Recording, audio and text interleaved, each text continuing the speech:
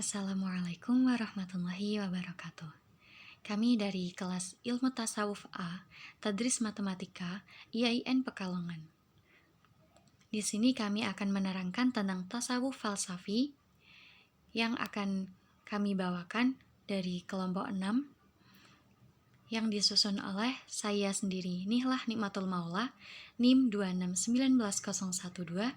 Kemudian ada Permadi Pramumita, NIM 2619066. Ada Fitria Anafadilah, NIM 2619097.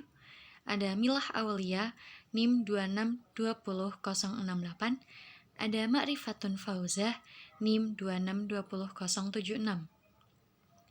Kemudian, materi yang pertama yaitu pengertian tasawuf falsafi. Apa sih itu tasawuf falsafi?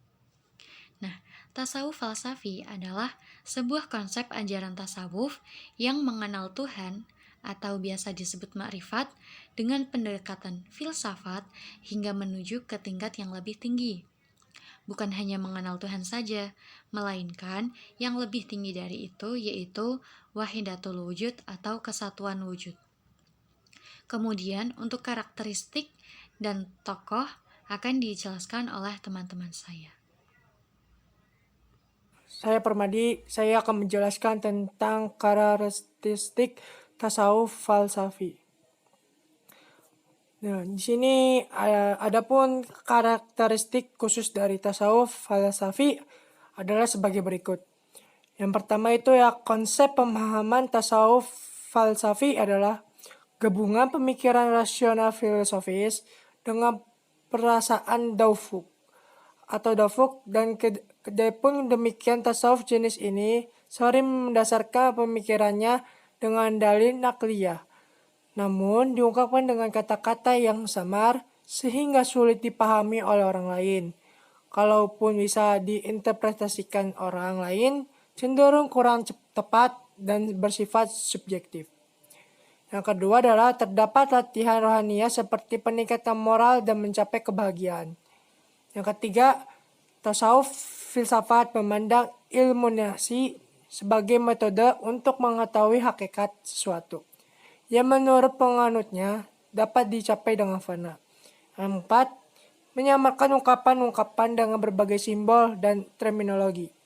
Berdasarkan karakteristik yang telah diuraikan di atas, dapat dilihat dengan jelas bahwa tasawuf falsafi memiliki perbedaan yang jelas dengan tasawuf lainnya, sehingga memberikan warna yang berbeda dalam memahami ilmu tentang Allah Subhanahu wa Ta'ala.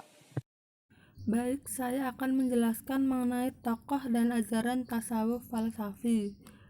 Tokoh tersebut adalah Ibnu Arabi. Untuk biografinya, Ibnu Arabi ini nama lengkapnya adalah Muhammad bin Ali bin Ahmad bin Abdullah al-Ta'i al-Haytami.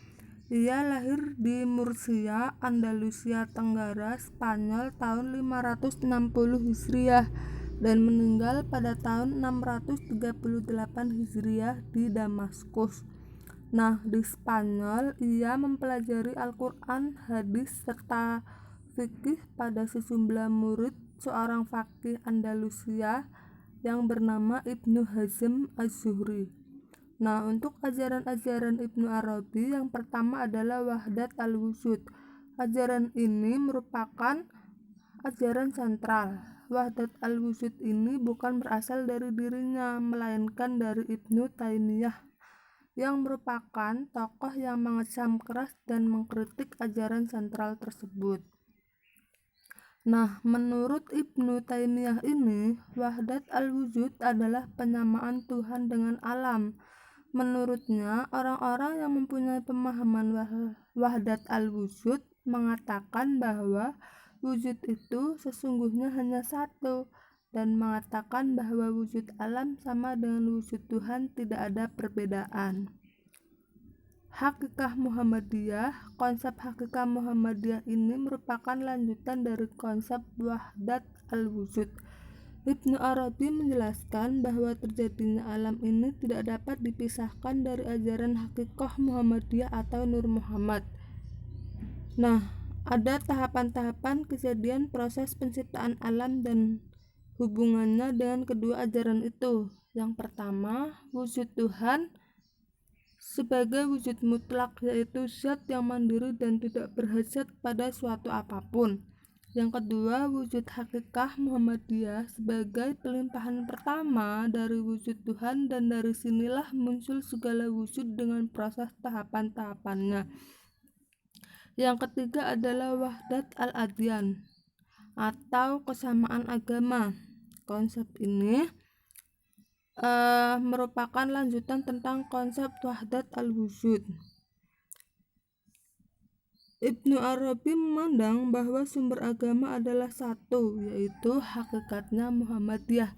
Konsekuensinya semua agama adalah tunggal dan semua itu adalah kepunyaan Allah. Saya akan menjelaskan mengenai tokoh dan ajaran-ajaran tasawuf falsafi yang kedua, yaitu Al-Jili.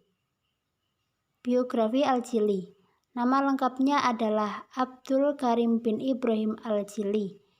Ia lahir pada tahun 1365 Masehi di Jilan Giwan, sebuah provinsi di sebelah selatan Kasvia, dan wafat pada tahun 1417 Masehi. Nama Al-Jili diambil dari tempat kelahirannya di Jilan. Ia adalah seorang sufi yang terkenal dari Baghdad. Ajaran-ajaran Al-Jili diantaranya yang pertama yaitu insan kamil. Menurutnya, insan kamil adalah manusia dengan segala kesempurnaannya, sebab pada dirinya terdapat sifat-sifat dan nama-nama ilahi. Yang kedua, maqamat. Al-Jili sebagai seorang sufi dengan membawa ajaran insan kamil, ia juga merumuskan maqam atau tingkatan yang harus dijalani oleh seorang sufi pula, di antaranya Islam, iman, as-sholah, ihsan, syahadah, siddiqiyah, dan qurbah. Perkenalkan, saya Ma'rifatun Fauzah, NIM 2620076. Di sini saya akan melanjutkan menjelaskan tentang tokoh dan ajaran tasawuf falsafi. Tokoh yang terakhir yaitu Ibnu Sabi'in. Ajaran-ajarannya yaitu yang pertama, kesatuan mutlak. Gagasan esensialnya sederhana, yaitu wujud adalah satu alias wujud Allah semata. Wujud yang lainnya hanyalah wujud yang satu itu sendiri. Yang kedua, penolakan terhadap logika Aristotelian. Kesimpulan penting Ibnu Sabi'in dengan logikanya tersebut adalah realitas-realitas logika dalam jiwa manusia bersifat alamiah yang memberi kesan adanya wujud jamak sekedar ilusi belaka. Sekian penjelasan dari kami.